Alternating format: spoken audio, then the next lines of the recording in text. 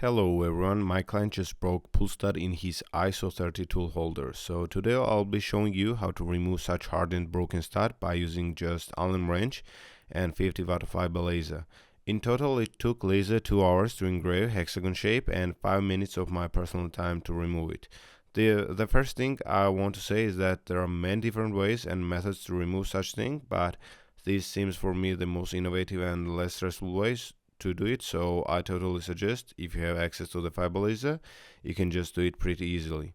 In ASCAD, I just drew hexagon shape and engraved with max power and 500 millimeters per second speed. We have to put laser on continuous mode so it engraves until you do not stop it.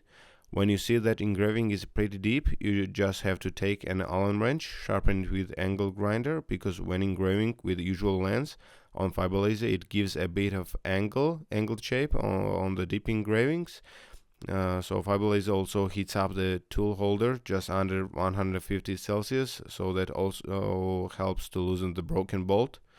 So this is a way to remove broken pull stud in any tool holder by using just Allen wrench and fiber laser, of course.